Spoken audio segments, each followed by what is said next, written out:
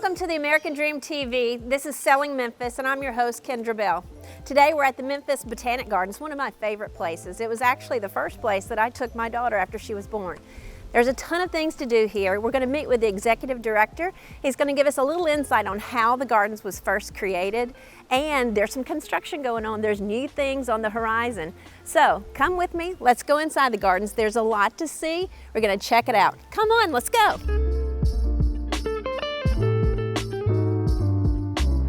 Today we're starting out in my big backyard, and I'm here with the executive director, Mr. Mike Allen. Thank you for having us. Thank you, Kendra. Good to be with you. It's a beautiful day. It's always beautiful here in the gardens. It is, and you probably hear some noise in the background. We have a field trip here today, one of the many things we do at the garden every day.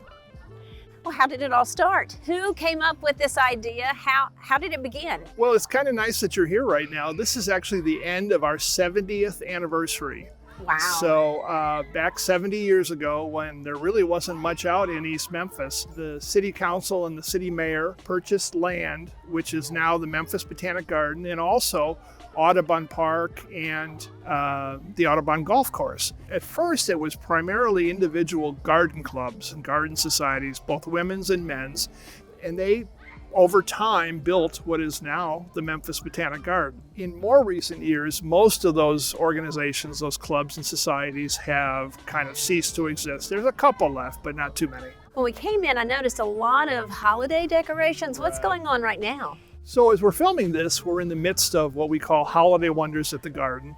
And Holiday Wonders at the Garden is about a 24-night event that opens up the garden grounds to our members and guests at nighttime. The garden, as I said, is about 96 acres in size, but the northern part, maybe 25 acres, we light up just almost every square inch of it. Tell us what else you have to offer for big major events. Well, we kind of organize our operation in four ways. There are four parts to the Memphis Botanic Garden.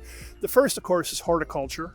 The second of which is education. So you may hear some noise in the background. We have a field trip here today, and we welcome about 40,000 school children every year. The third part is what we call our earned income. So it's entirely likely that you or your friends, others, have been here for wedding ceremonies or wedding receptions, and we do a lot of those. And then the fourth is what you mentioned, which is the outdoor stage, mostly the music events that we do there.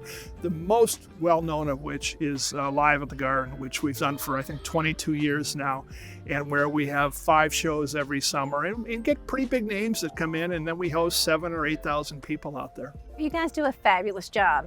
Thank you. Now you have a very iconic red bridge. We do. Can you take me over to it and let's continue talking about the gardens? Would love to. It's in our Japanese garden. Let's go. Let's do it. Well, this is the Japanese garden, and it's probably our largest garden in terms of just geography here in the Memphis Botanic Garden. We're looking at the iconic red bridge, which probably every family in Memphis at one point or another has had their photographs taken on here. Prom pictures, wedding pictures. There's always activity over there. I think it's the most, but certainly one of the most iconic things in Memphis that people will recognize. So you have maybe some things coming up on the horizon that you could maybe not share it all with us, but give us a little teaser? Last year we had Alice's Adventures at the Garden, which were these huge living sculptures that came from our partners at the Atlanta Botanic Garden.